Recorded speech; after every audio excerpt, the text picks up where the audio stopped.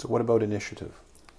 Well, initiative is a very critical problem for people with brain injury, and it may actually relate to a very specific local focal injury in the brain, in the area above our noses. We often see a loss of our smell. They say cranial nerve 1, which unfortunately is rarely tested by your favorite specialty, neurologists.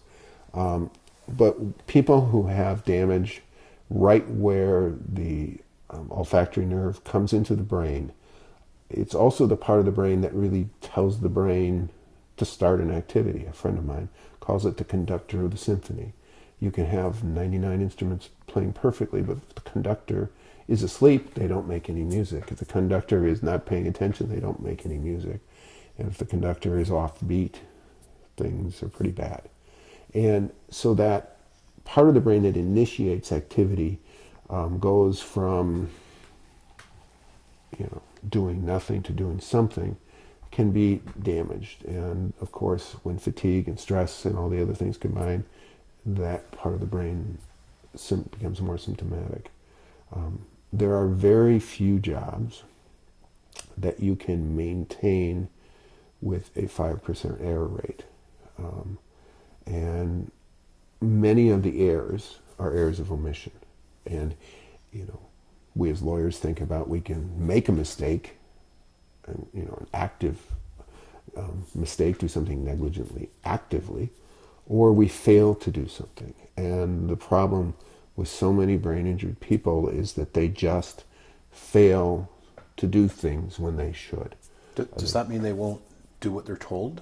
No, they're often very good at doing what they're told as long as it doesn't irritate them or set off a behavioral problem.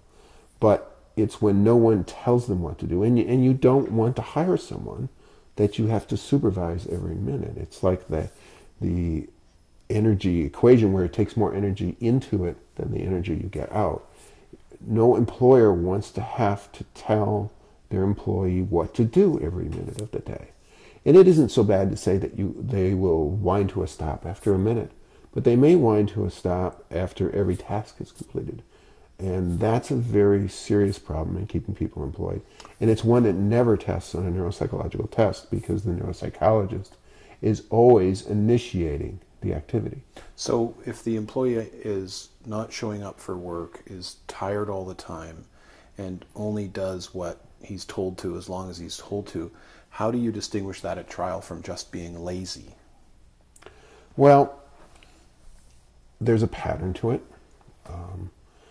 People who are lazy will probably avoid the tasks they're being given. But no brain injury symptom standing by itself will necessarily say a diagnosis of brain injury. Headache can be explained by many other things. Cognitive lapses can be explained by many other things. Depression, you can go down the list. They all are what we would say non-specific. But what is specific is when you get those patterns in the same person and they're triggered, the symptoms get worse under the same stimuli. They get tired quickly, they get irritable, they fail to initiate, and all of those things wind up with them not getting to work when they're supposed to be and not being reliable. And ultimately, that is the biggest problem reemploying really, really talented people, is that every employer needs to be able to rely on a person to do their job. And it's the reliability part that is the biggest flaw.